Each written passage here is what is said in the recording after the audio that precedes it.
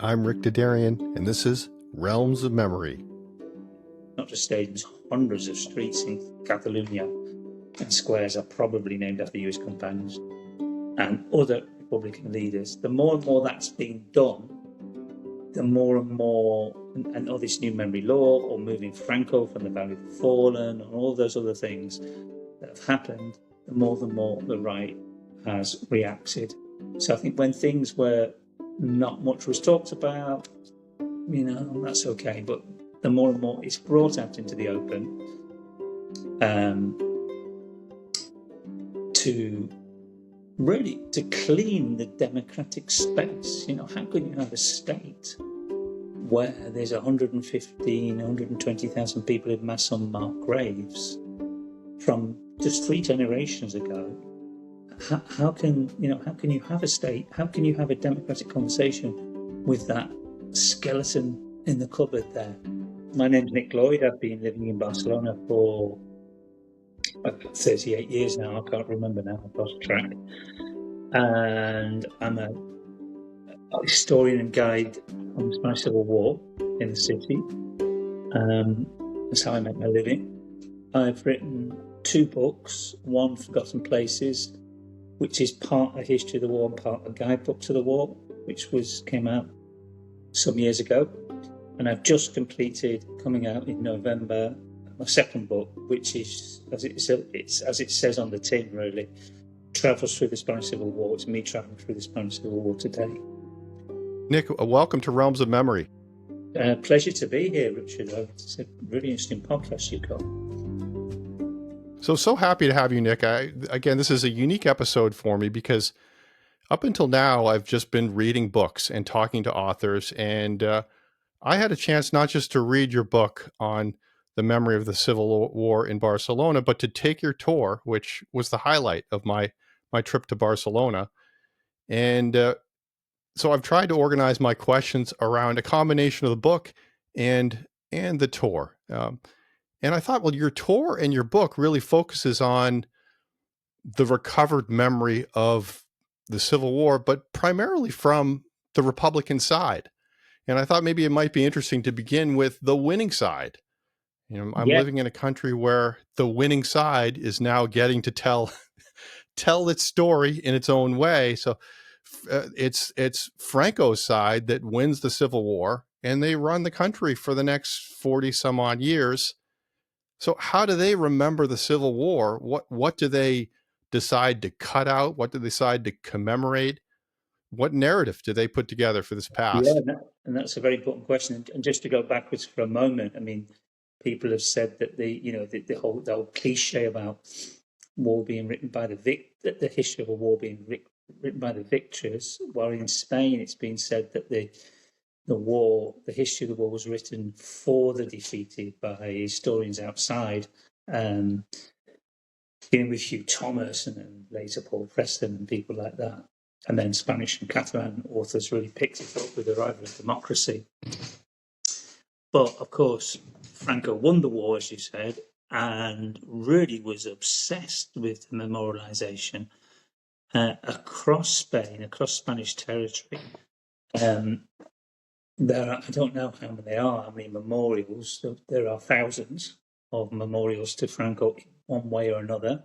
These go from, of course, the most famous, infamous of them all, Valley of the Fallen, Franco's memorial grave outside of Madrid, to every region, every province has got its own little Valley of the Fallen, in a sense, where local dignitaries would go and remember on certain dates the victory, down to almost every single church would be emblazoned with the name of José Antonio, the founder of the fascist Falange, who was executed by the Republic in 1936.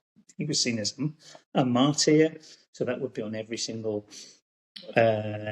church, which means in almost every single village. And these memorials really covered the whole of the country and would be used on certain dates to ram home the victory, really. Also, we should say at a wider point that the Franco regime divides the population into victors and defeated. The defeated and those who died on the defeated side are not worth remembering in any way. They are scum and barbarians, etc. Whereas the victors and those who died are absolutely seen as being remembered. So it doesn't just divide the living population. The Franco regime actually also divides the dead population into good Spaniards and bad Spaniards, manifested through all of these memorials and monuments across the country. I think that other forms of fascism, Francoism, is described as a massive cult of the dead. Okay. So, I mean, there could have been, this was a decision that was made. There could have been an effort to try to rally the country together around some kind of unifying theme. But the way you're describing memory working under the Franco regime, it was a retribution approach. It was not let's find a way to pull the country together after this divisive civil war. Yeah, retribution is an excellent idea. An excellent word, sorry. Not an idea. Yeah. It was another way of punishing, in fact, to say that, you cannot, those who lose, you will not be allowed to remember your dead. Your dead will stay unmarked in roadside graves and in mass graves, and our dead will become martyrs. Yeah, to award those who won and to punish those who lose. So you're kind of getting into my next question. Well, Franco dies in 1975, and this is the 50th anniversary of his death. And you could ask the question, well, it's been 50 years since his death, nearly 50 years since Spain has transitioned to a democracy, about 90 years since the Spanish Civil War started. Almost everybody involved is no longer alive. Why does this matter? Why do people still care? And in what ways does it still matter? Does it matter more in Barcelona? Well, it's strange because it seems to matter more now than some years ago.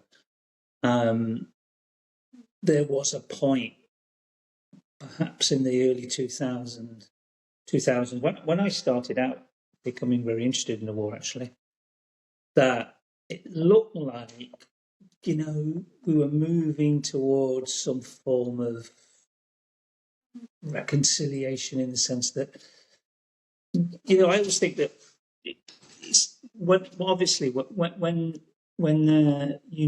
your own grandfather, and you're not going to want to talk ill of him, probably, but when it gets to the point of great grandparents, it shouldn't really matter anymore.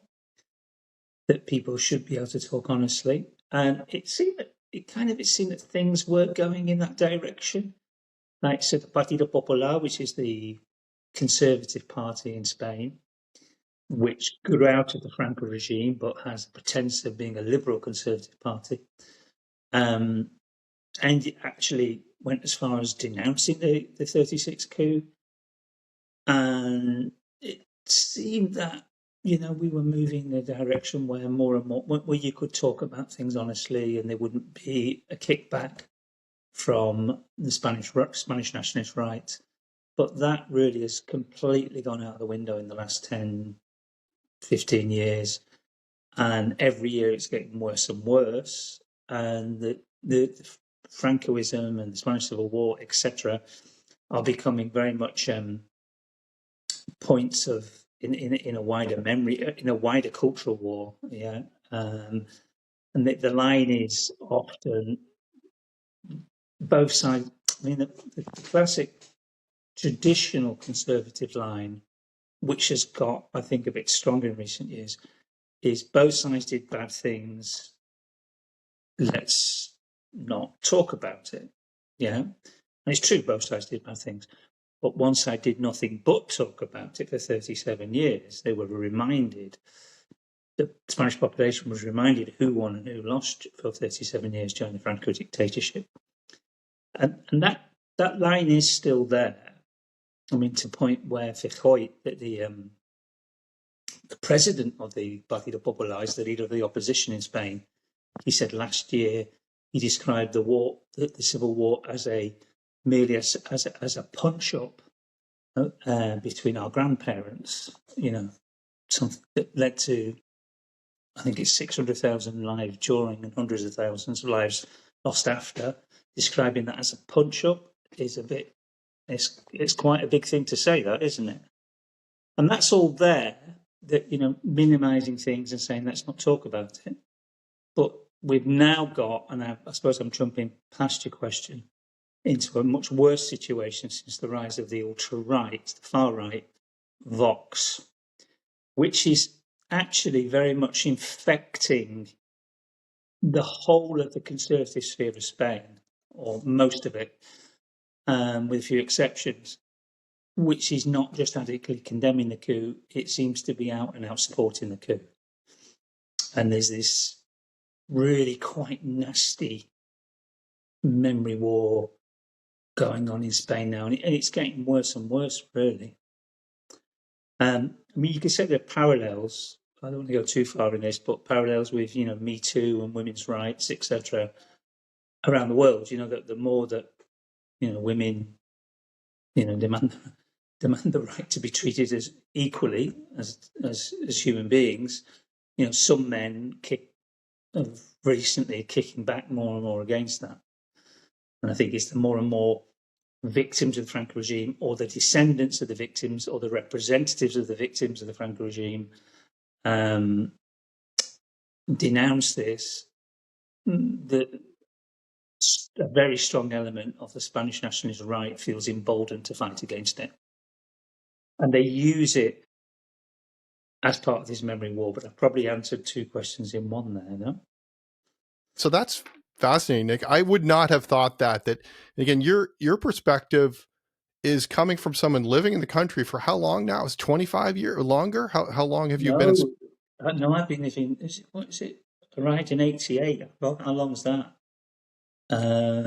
Lost count. I'm not very good at maths. I think it's 30. a lot of years. A lot of years. A lot of years. Several years, a couple of years in Aragon, a couple of years elsewhere in Catalonia, and the rest in Barcelona.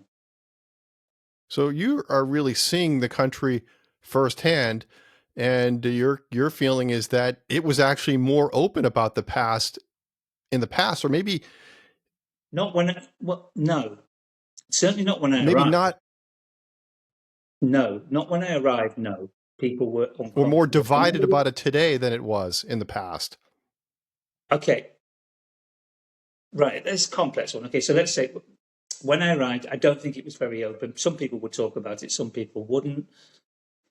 It wasn't that nobody would talk about it. That's absolutely the case. But then I think around about the 2000s, which is when I really coincidentally became fascinated with this, or maybe it's not coincidentally because it was in the zeitgeist, perhaps, because a few plaques started to be brought up, which led to me asking questions about things to myself.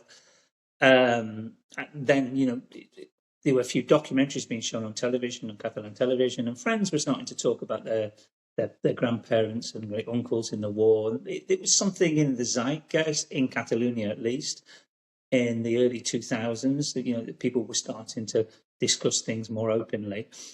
And where are we now? It's not that those people are not talking about things openly. They're probably talking about things more openly than ever.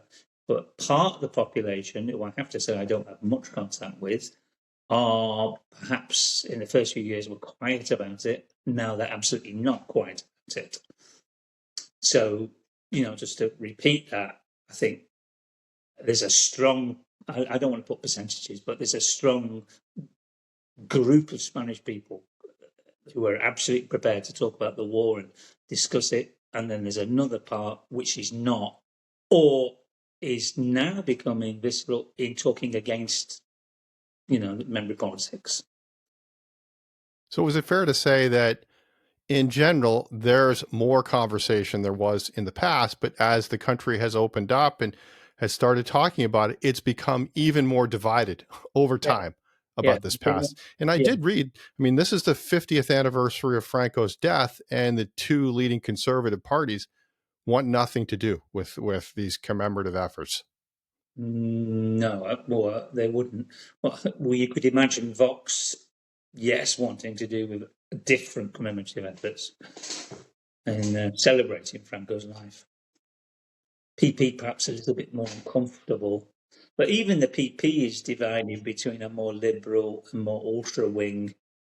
And in that ultra wing, there's a lot of people who are hardline Franco, who now it's become politically acceptable on the right again to talk about Franco.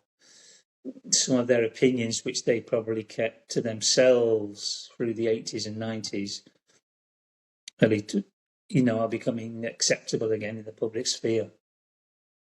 And also young people, that's a strange one. Young people becoming, talking about Franco and the regime. And that's something you wouldn't have expected a few years ago. I mean, there's always the small minorities, but it's not that anymore. It's becoming bigger. Okay, so your own introduction to this past is somewhat coincidental, right? There's a plaque, there's a library that opens up in a neighborhood you happen to move into, and that seems to trigger your interest in it. So It is, but what's is the it? significance? Yeah, or is it coincidental, as I was thinking when I was talking? Because, of course, because it was in the zeitgeist of putting up plaques with, okay, look, just to introduce that to people, what happened was, I think it's 25 years ago now, 20 odd years ago, Barcelona City Council put up a little plaque 30 metres from where we live to the house where a man called Francisco Franco was born. And shortly afterwards, or at the same time, they opened our new local library, which was named after him. And I just became fascinated with this young man, Francisco, and what he did. Not so much during the war, but after the war. And basically, a very short version of this. He's a photographer in the Republican Army during the war. He's very young. He's 16 at the start, 19, I think, when he leaves it, goes into exile in France in 1939. He's then conscripted to build the Maginot Line along with thousands of other Spanish Republicans when it looks like Germany's going to invade. Germany invades the north of France.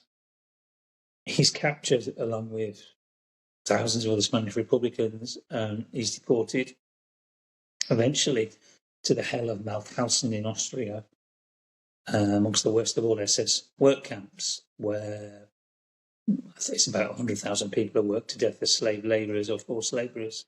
But because he's a photographer, he gets a relatively good job working in the SS photo labs as a slave, as a forced labourer, not developing the photographs, but not taking the photographs, but developing all the horrible photographs the SS are obsessively taking of everything. And then him and a few others, they steal the photographs and pass them to a bunch of young Spanish lads, they're very young, 13 to 16 or something. The only ones they allowed outside to work in a private quarry, and they pass them to a very brave Austrian woman and appoint her, and she hides them in a garden wall.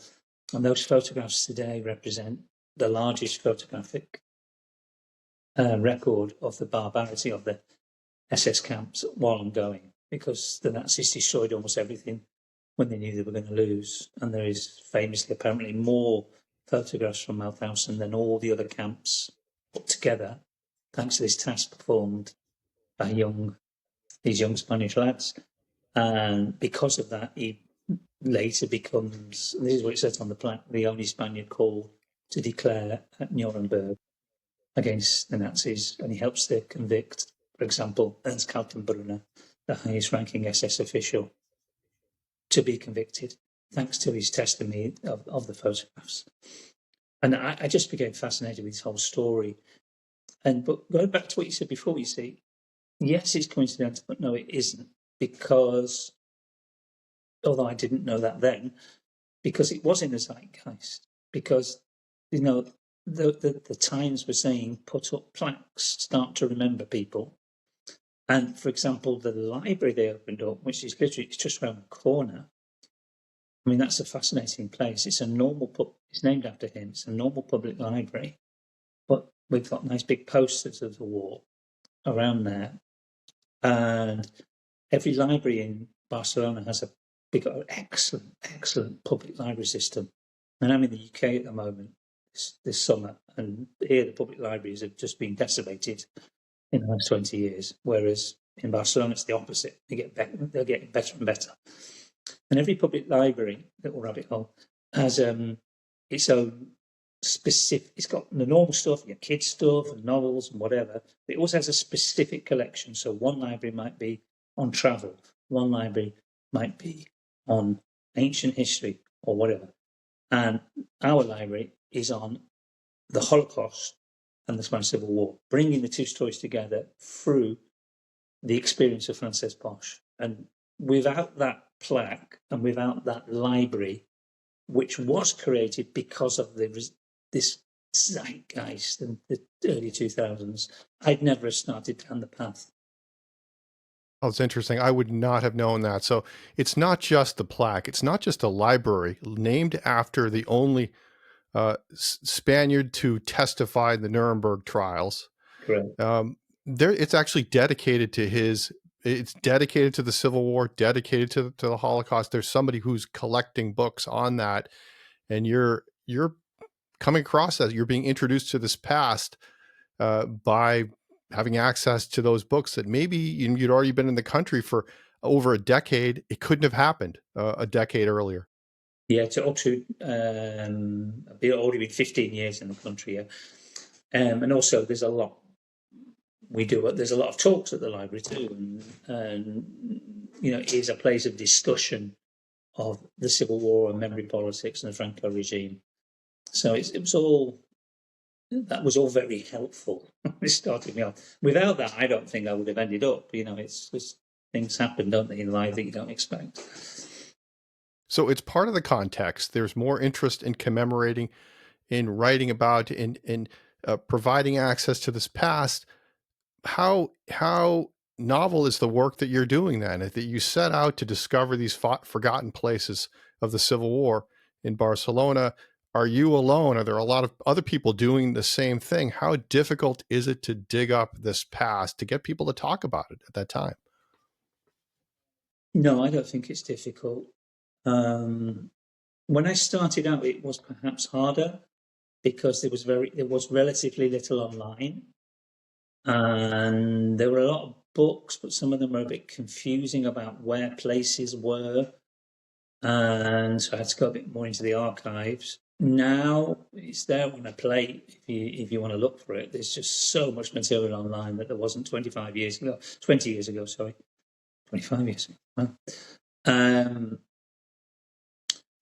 I think it's a lot easier now.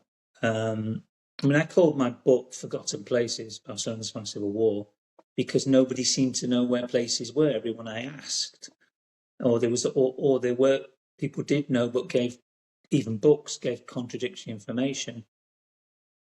Now I don't think that's the case. I think there's there always has been an awful lot of brilliant local historians in Barcelona, but it's been documented a lot better online now, and there's a lot of very good books out. So I think it's something starting out now, it would be easier. Other people because reading your book, reading your book and taking your tour, there's this theme of, well, maybe there weren't many of them, but there are certain street names that are still there that were boarded up, that were discovered, that had somehow survived the decades of the dictatorship. I mean, how many remnants of that past were there within plain view, and people just weren't paying any attention to it? Were they there, and people just didn't know about it? No, there's two, and neither were in plain view. One of them was a board on a church, which covered up. There was a board, on an advertising board, I think, on a church, which covered up something. And when the church was renovated, especially the P, they pulled off the board, and this remarkable remains from 36. We know it's from 36 because of newspapers at the time and photographs from 36. and it says Plaça del Milicia Desconegut, Square of the Unknown Militiamen, reminding of the role of the militias at the start of the war against Franco. Of course, and then there's another one else in Barceloneta, and both of those were kind of hidden or concealed, and it's only in recent years that they have been recovered. I mean, when I arrived in Barcelona, and even when I started researching this, there were a lot more marks from bombs. There's far fewer now because there's I don't think it's a purposeful raising the past. It's just that people have been cleaning up buildings, shearing things up. I mean, it was never Berlin anyway. We should not exaggerate in any way, but was it?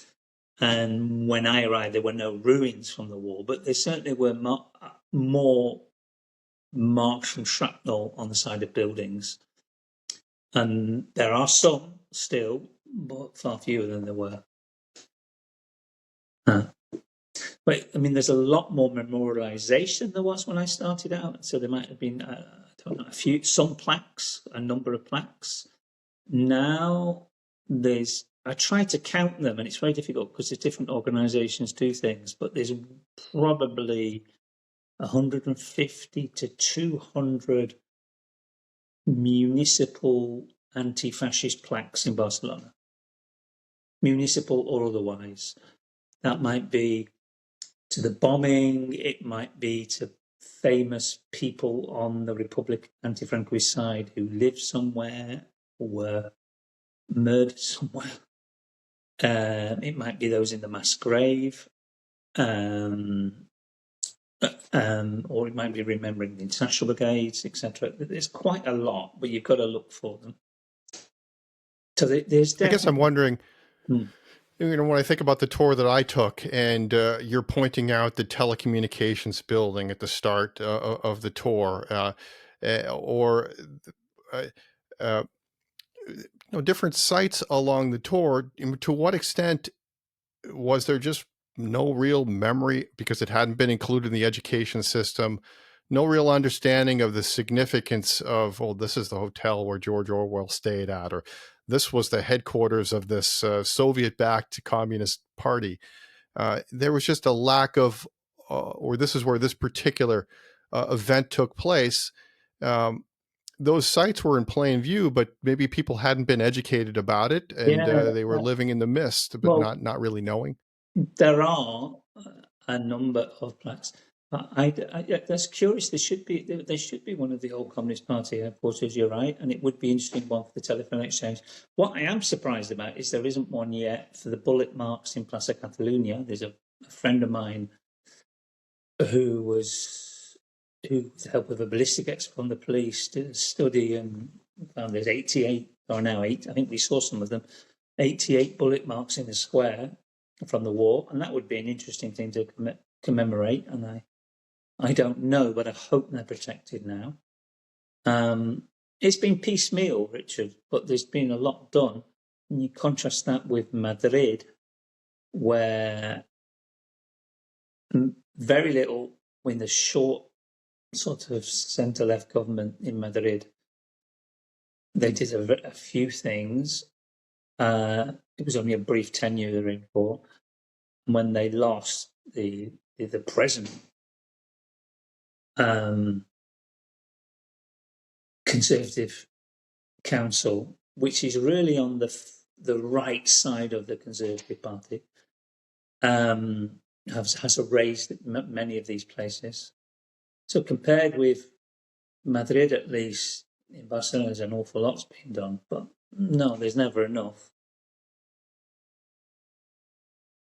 Okay. I guess I'm thinking, because I've had episodes on memory activists and the kind of grassroots work that gets done places like Germany, for example, long before that becomes incorporated into a kind of a national memory culture. There are people out there trying to draw recognition to places that were part of the National Socialist past. And they do that work of keeping that memory alive. And then eventually it gets commemorated. Maybe eventually plaques go up. But definitely there's a lot of work. That has definitely happened in Barcelona, for example. There's a whole, all these, from the early 2000s, the city council started putting up plaques. But previous to that, there were a series of different organisations, anarchists, for example, or socialist organisations, which put up plaques, a small number of plaques to those who lost the war in Barcelona. So in a sense, there had been a bit of groundwork. And there are a few I can think of where there's the old eccentric plaque from the 80s or 90s, and next to it there's now an official city council plaque or information panel, perhaps. So one of the things that impressed me when I took your tour is how you helped, again, a group of people who were on your tour who hadn't been studying, preparing with a kind of base of knowledge to head into this past. How you were able to set this up, and it is a complicated history. With to set up the context of the time, the political groups at play, the ideologies. There is a lot, but one to look at this from a memory perspective. One of the challenges is just to peel back the layers of the present, and you start your tour, the tour I took in the Plaza Catalunya, and you are pointing out the significance of particular buildings and this place where the attempted coup was foiled, but you have to find a way to get people to see beyond the layer of the present. So how, and I think this is tying into the walking museum part of your tour. How you bring a lot with you to do this, to get people to see the past, but and to understand it. But you also have to, I think, for people to connect, you have to have some kind of common denominator. You have to get them to be able to relate to it through the lens of the present. And this gets into this relationship between memory and history. I had an episode where the author argues that history is always very, very different from memory. History is something you need to think about. History is like a foreign country, and you need to deal with it on its own terms. And the past is always about, the memory is always about understanding the past in terms of the present. And so maybe you're trying to do both, explain the history, but it's also memory, in that you've got to get people to find a way to understand it, to connect to it in terms of the present. And you've got to get them to see through the decades of change that have happened in the present. How do you do that? How do you try to set the stage so people can visualize that past? Well, one thing, one way is, instead of it being a 3-hour tour, it's a 4-hour tour, because I need that extra bit to really lay it all down. And I don't take prisoners. I do hopefully give them a full bang. I kind of hopefully design it so it is of interest to somebody who knows absolutely no. I mean, if somebody's not interested in history or anything, well, perhaps not. But if someone's got a vague interest in history but doesn't know anything about Spain, I'm hoping it's going to be interesting enough to draw them in. But I'm also hoping it's the same tour, the same people, interesting enough to somebody who's an expert even in the Spanish Civil War, but doesn't know about what happened in Barcelona. I think I'll design it perhaps following the ideas of a good documentary, which can be interesting on a number of levels. So that's why I'm using different visual aids and objects as a way of drawing people in. Another way of drawing people in is by telling personal stories, Francesc, who we just mentioned, but also others. So, obviously you're talking for 4 hours, people are not going to pick up on everything, absolutely not. But some people will pick on some things, and so other people will pick on other things. I think the war is perhaps easier than other conflicts to relate to people from outside, because it was such an international conflict. So I always start by asking where people are from, and that gives, the opportunity to say, oh, really? Okay, there were 500 from Denmark, from Germany, there were 3,000 from Germany, volunteers, who fought for the Republic, 2,800 from the United States. And, I don't think there's been a war in history which has so has been such an international war waged in one country. Yeah, and it's, there are so many books written about the Spanish Civil War. What's the figure? Is it 30,000? It's an extraordinary number. Don't quote me on that. I can't remember, but it's a lot. And there are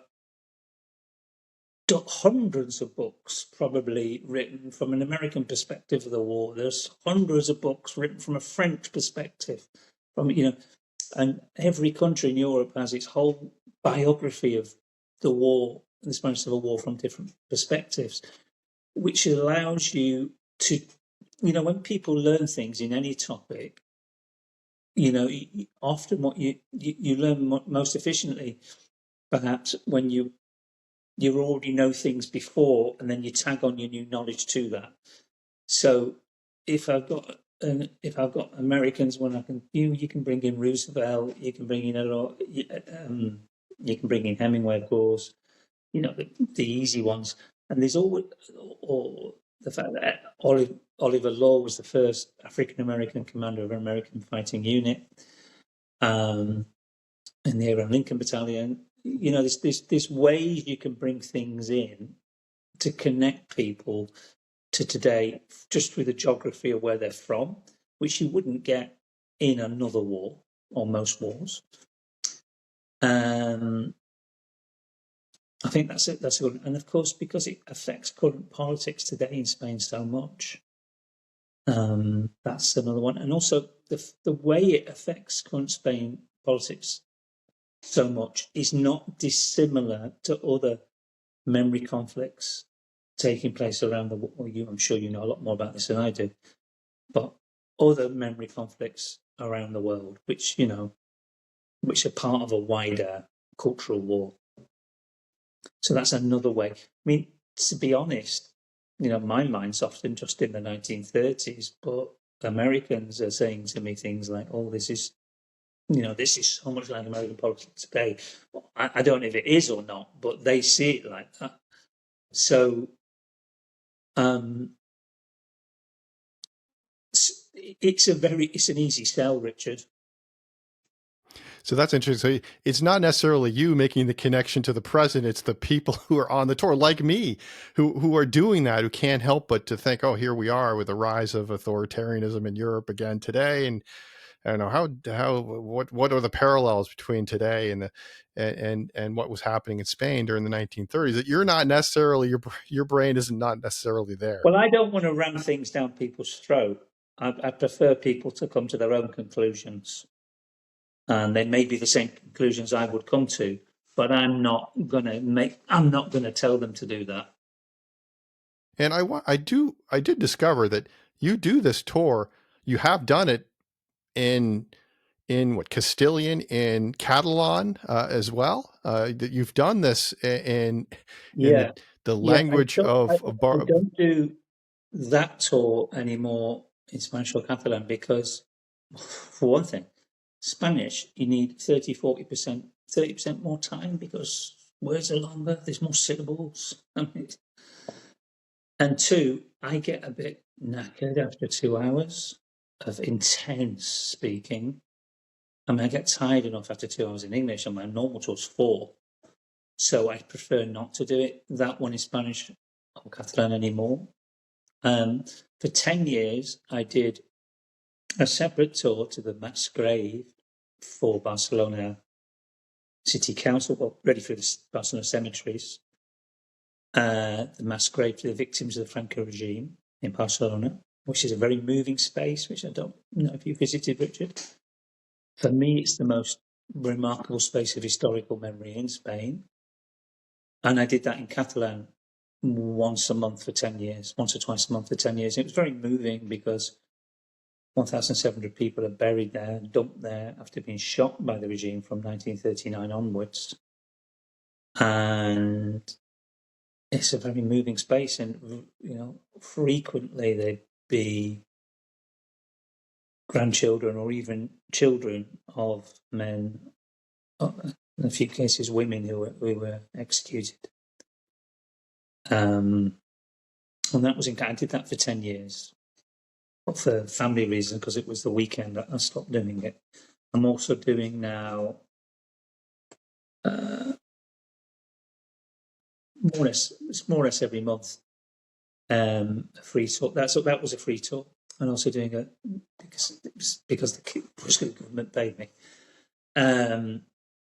But now I'm also doing a sort of a voluntary tour now once a month in Catalan with a group of other Catalan historians, just on Francis Bosch's story in Poble Sec, walking around the neighbourhood and talking about his story, and we end again with Mauthausen. That's very much a local thing in Catalan about, local history, really. So is that a totally different experience? If you look at a tour of primarily English speaking people like myself, and then you're giving it to locals in Catalan, is people's connection to that past, the relationship to it, the interactions you have with them, what comes out of it, is it just night and day? I wouldn't say it's completely different, because many people from different countries also have histories of fascism and experience like fighting against fascism. I mean, if that past is personal, I guess that's what I'm getting at. If it's your past, well, that's true. Although I'll build on that in a moment, but it's also true that a percentage of the people who come on my tour in English also have personal memories. I've had a lot of people who are descendants of hundreds, probably over the year, descendants of international brigaders, from the United States, from Britain, but from all over Europe. And whose, grandfathers, great uncles, or even sometimes fathers fought in Spain. Or people who in some way or other had helped in one way, their grandparents or parents had helped the Republic. I mean, a small demographic within the American visitors are red diaper babies. The children of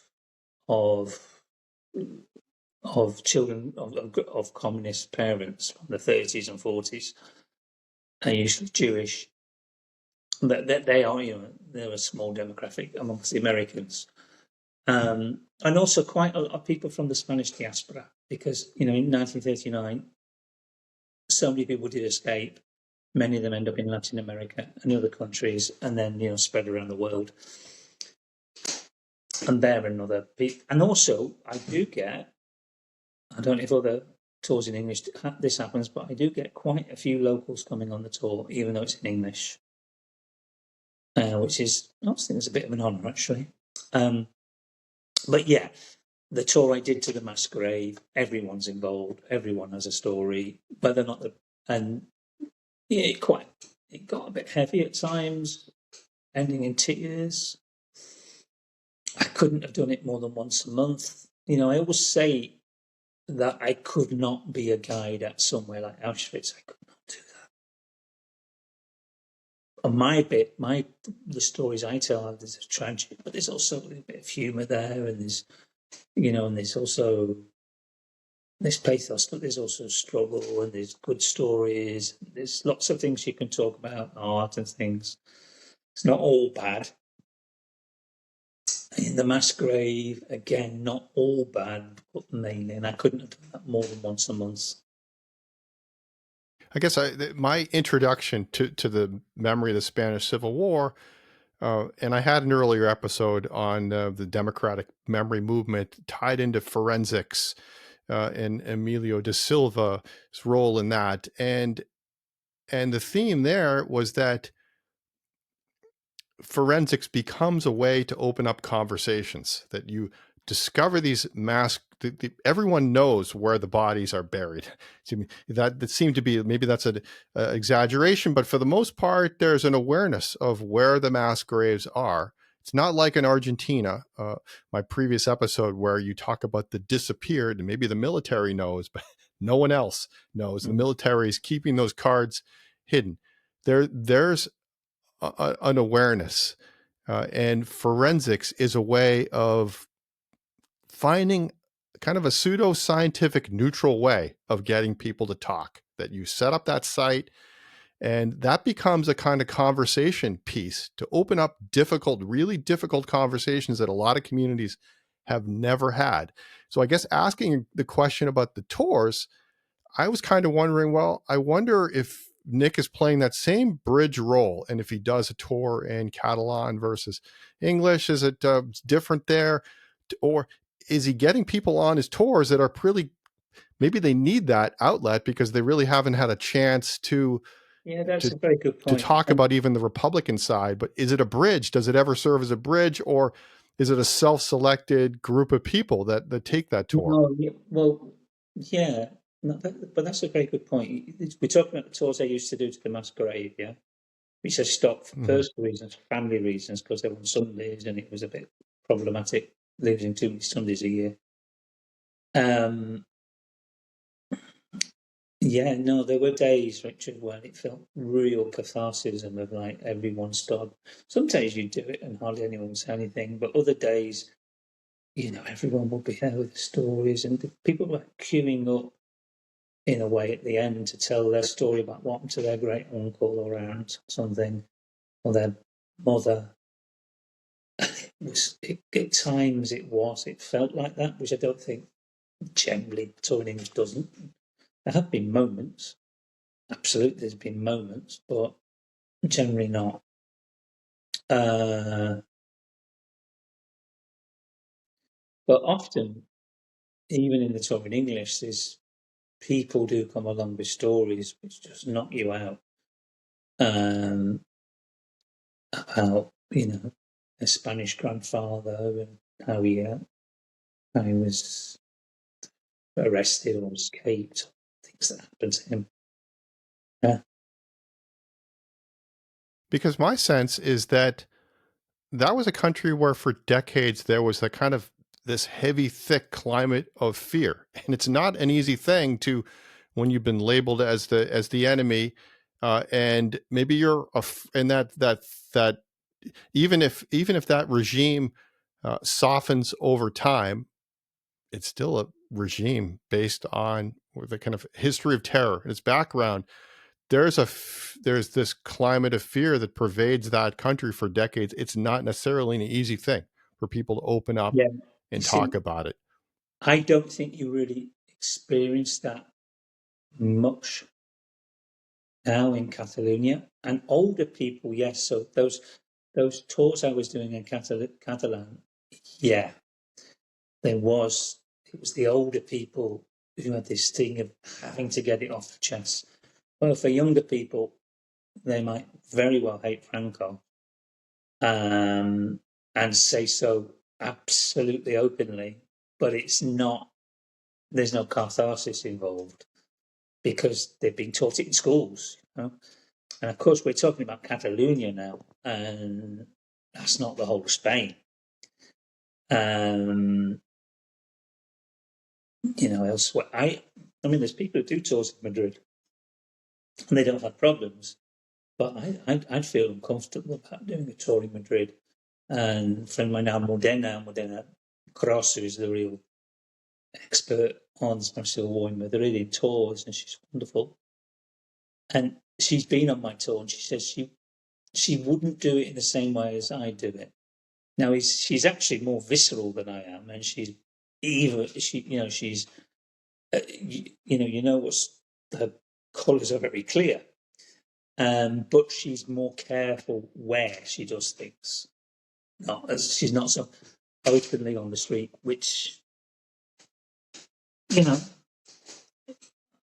Do I live in a little bubble? I do sometimes wonder. I mean, I hear horror stories of people going down to tourists who come on my tour, going on tours in Seville, and just being shot by a guide who's, evidently pro Franco, which you really wouldn't get in Catalonia. I think there's an overriding general anti-fascist, anti-Francoist consensus in Catalonia, as there That's is fascinating.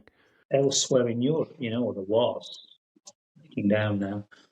There seem to be elsewhere in Europe, where, of course, in the rest of Spain, it's kind of more divided, you know? So if you're someone effectively, like me, you take the trip to Barcelona, you're there for a few days, you take the tour, and you get this incredible introduction to that past. You could easily leave the country without having that awareness that, well, that is an experience that you could get in Barcelona. That culture maybe is more open to talking about that past. It's done more, it's got a longer history of doing more commemorative work. But in other parts of Spain, there's still a long way to go. And that maybe you could have a similar tour, but it would have to be approached in a very different way. This I, much I, more self-censoring you'd have to do. no, I don't think self-censoring. No, the guides I know who work in Spanish or English elsewhere in Spain are absolutely not self-censoring, and in fact, they are stronger than I am. Their message is stronger. It's just they know what side they're on. If that it's kind of the trenches are clear, the battle lines are drawn. Where in Catalonia, it's kind of the other side doesn't have relatively that much support, if that makes sense. So I guess I'm wondering, and you maybe answered this partly at the beginning, you have this democratic memory law that's passed in 2022 that finally nullifies convictions, political convictions that go back to the Franco era. Um, how much of a turning point is this? How much have things changed, if only in the past few years, or is the country just more polarized than ever? It's more polarized than ever, is the answer to that. As you know, as the it is a left-right thing. Well, it's a left and a regional nationalist on one side against the right. Now, some of the regional nationalists are also right wing, but that's kind of how things go in Spain.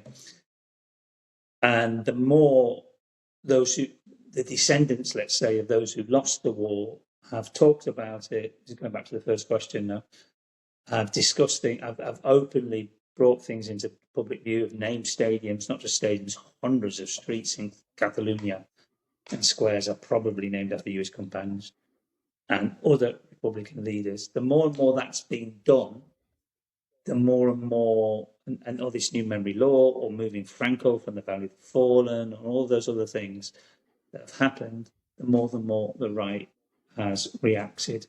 So I think when things were not much was talked about, that's okay. But the more and more it's brought out into the open, to really to clean the democratic space. How can you have a state where there's 120,000 people in mass unmarked graves from just 3 generations ago? How can you have a state? How can you have a democratic conversation with that skeleton in the cupboard there? So I don't think it's the right's attitude is always you're bringing up opening old wounds. This is so manifestly not true. Those wounds are open, have always been open.